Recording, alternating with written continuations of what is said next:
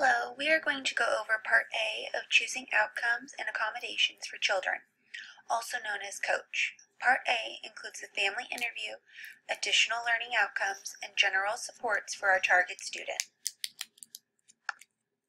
Our target student today is Candy, who is a very happy student who enjoys being around her friends and family.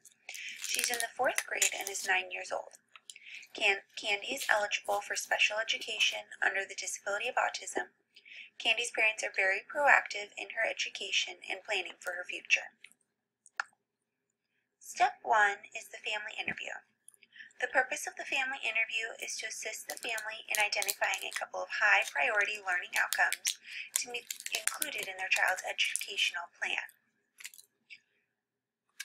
The preparation checklist purpose is to help ensure that the team will have a productive experience using COACH. First, the family and Candy's COACH team are reminded of the process and steps involved in COACH.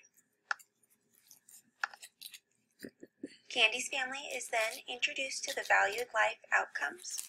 The family will review each outcome they would like to discuss. Candy's family decided to discuss and answer questions regarding Candy's meaningful relationships and safety and health. The family also discussed Candy's meaningful activities and then rated the importance for each valued life outcome. For safety and health, the family rated a 4, for home and now a 2, meaningful relationships a 4, control over personal choices a 3, and meaningful activities a 4. Next, the family chose the 4 most important curriculum areas.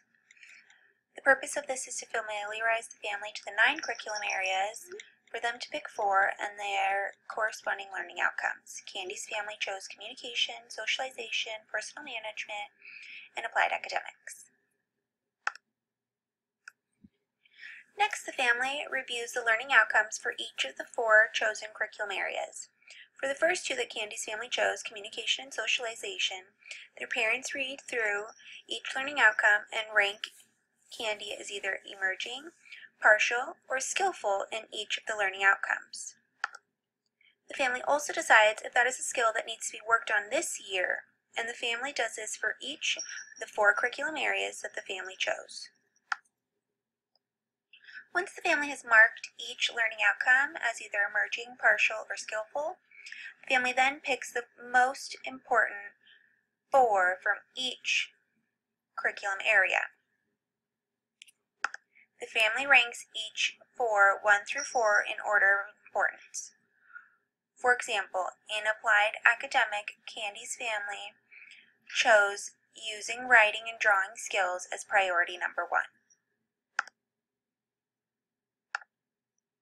Next, the family writes all of the learning outcomes down.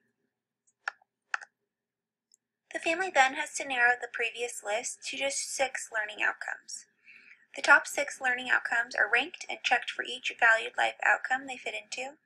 Then each of the 6 learning outcomes are either determined as needing to be included in the IEP as a goal or learning outcome for being primarily a home responsibility. Candy's family chose writing letters or words as an IEP goal and sustaining communication as an IEP goal. In this section, you can see how Candy's learning outcomes apply to the general education classroom. The purpose of this section is to ensure that all students with disabilities have access to appropriate general education content that is available to students without disabilities. For example, in language arts, science, and social studies, Candy will participate in a multi-level same content participation, and in math, she will participate through the same grade level expectations.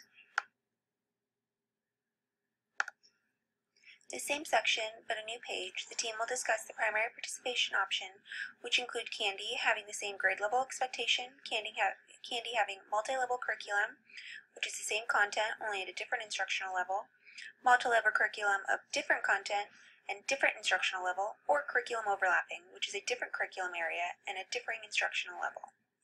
For example, in physical education, Candy will participate through multi-level different content and can participate with modified expectations for physical education. For health, art, and music, Candy will participate through multi-level same content participation. The last section of Part A of Coach are the general supports. These are designed to determine and document general supports that are necessary for the student to gain access to or participate in school. For example, Candy's family and her coach team checked that Candy will need time limits extended or waived for general support. Thank you for listening, and I hope you enjoyed my overview for